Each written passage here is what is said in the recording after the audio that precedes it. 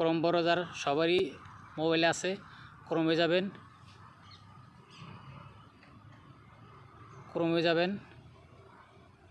এই যে আমি ক্রোমে গেলাম।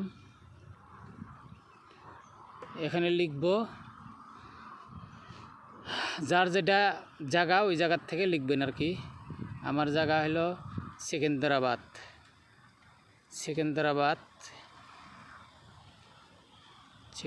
লিখছি। দেখেন সেকেন্দ্রাবাদ লেখার সঙ্গে সঙ্গেই মানে এখানে রেডি হয়ে আছে। সেকেন্দ্রাবাদ টু গুয়াহাটি লিখতেই হইল না আর কি।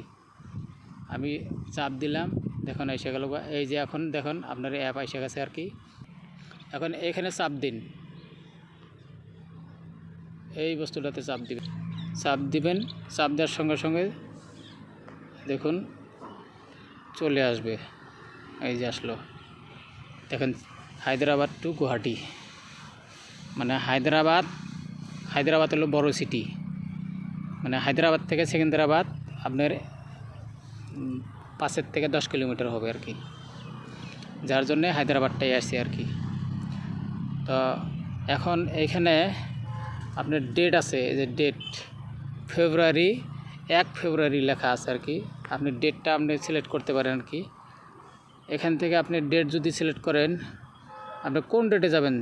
যেমন 27, দেখেন নীল নাই, 27-এ নাই, 26-এ আছে। এই যে 26-এ আসলো আর কি। এখন এখান থেকে আপনার দেখুন ট্রেনটার যাত্রা হলো 4টা 20 মিনিট।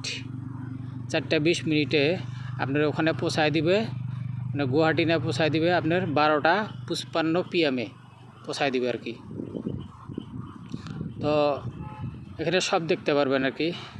তো এখানে আবার ফের সিট, যেটা আপনার টিকিটের যেটা দাম আছে,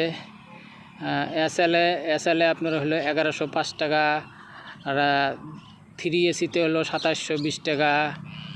হ্যাঁ, ফির 3 এসি হলো 2720 টাকা, 2 এসিতে আপনার 3850 টাকা।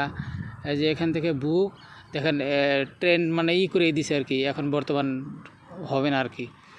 হ্যাঁ, বুক নট অ্যালাউড করে দিছে আর কি। দেখেন তৎকাল বন্ধ করে দিছে আর কি।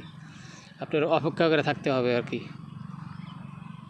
আচ্ছা, তাহলে তো এখান থেকে বুঝতে।